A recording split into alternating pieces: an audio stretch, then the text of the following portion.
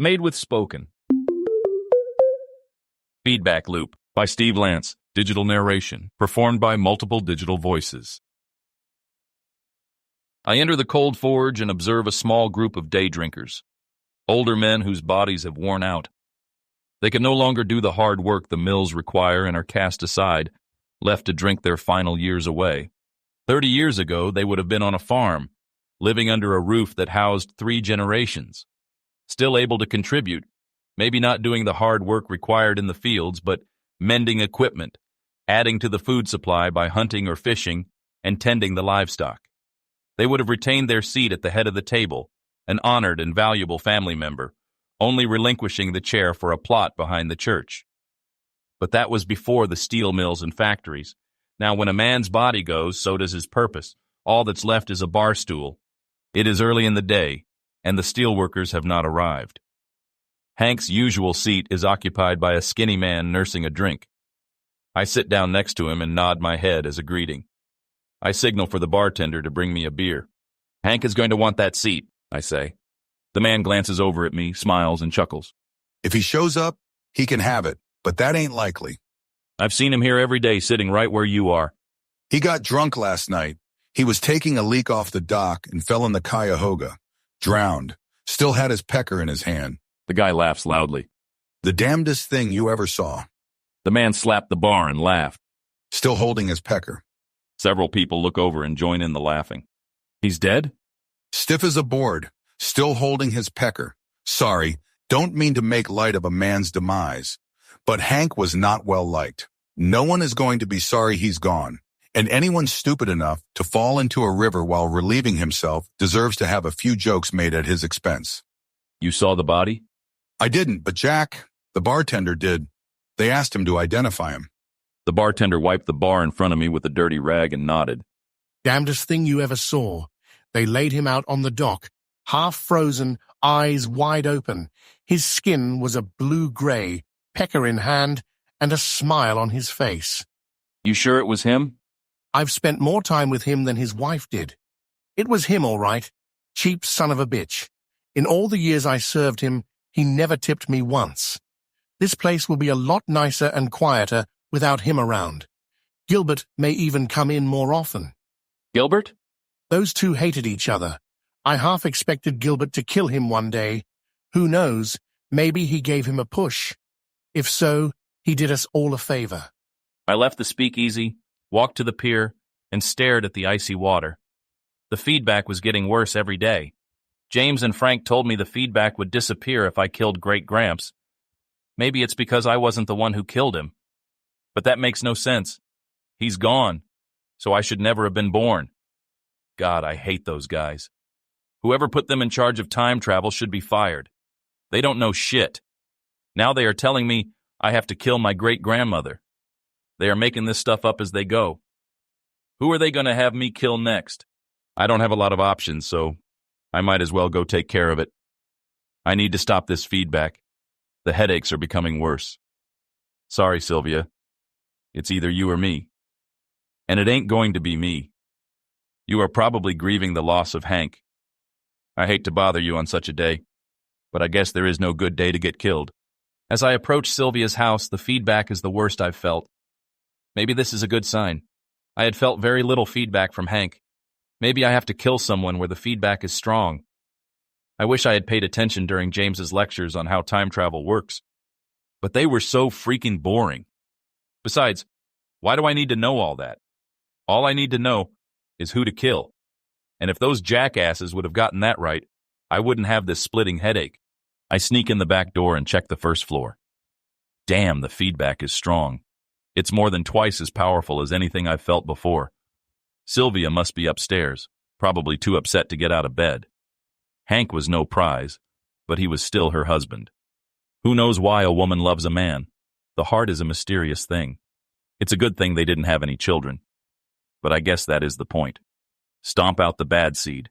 And Hank is definitely a bad seed. I'm surprised I turned out as well as I did. I know I'm a psychopath and shouldn't feel remorse, but there is something wrong with killing your great-grandmother. I'm going to do it, but I'll need a stiff drink afterward. I hope she isn't crying, getting tears all over her pillow. At least she won't have to mourn the loss of her husband anymore. The two of them will be together once more. Of course, Hank is going to be in hell, and Sylvia will probably go to heaven. Sylvia's bedroom is at the end of the hall, and I can hear short gasps. It sounds like she wants to scream out. The bed is squeaking a lot. She must be having trouble getting comfortable. I hear her moan a few times. Poor woman. She must have really loved Hank. Might as well get it over with. I grip the tire iron I brought with me. A quick, hard strike to the skull should do it. I pull a ski mask over my face, put my hand on the doorknob, and push the door open. The tire iron slips out of my hand and clatters to the floor. Grandma is on her back, and some guy with a big hairy ass is on top of her. "Grandma!" she screams, and the guy on top of her turns around. It is the same man with whom Hank was arguing, and I now know where I've seen him before. He looks exactly like me. We could be twins. "Get him, Gilbert!" Gilbert stands and steps in my direction, but his pants are around his ankles, and he trips and falls. I stand frozen for a second, but the pounding in my head from the feedback loop snaps me out of it. I turn. Adrenaline pumps through my veins as I half walk and half run home. Seeing my great-grandmother in a compromising position has unsettled me. I understand in this timeline, she is a young, vibrant woman, but damn it, she is still my grandma. The guy she was with, what did she call him? Gilbert? There is a strong family resemblance, no question we are related. I can't believe I didn't figure this out sooner. Little old great-grandma is a little free with her affections.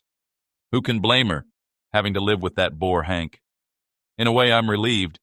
At least I'm not related to that drunk. When I get home, the truck is in the detached garage, and the door is wide open. It is loaded with premium whiskey, and the tarp has been loosened and lifted at one corner, exposing some of the cases. Undoubtedly, so Ben can sample the merchandise. Those morons can't shut a simple door. Anyone could walk by and steal us blind. My mood is sour as I walk inside and see them sitting around the living room, Wilbur and Joe on crates, and Ben on a chair he dragged in from the dump. The chair smells of mold and piss. Ben is drinking and has a slight buzz on. Shit, he is cutting in on our profits. Buster wags his tail and walks over to me. He is Joe's dog, but has decided to hang with me when I'm home. Ben, you need to confine your drinking to after hours. Now you three get up and sell that whiskey. What the hell are you thinking of letting it sit in the garage, door half open? Anyone can see it from the street. The boys look shocked.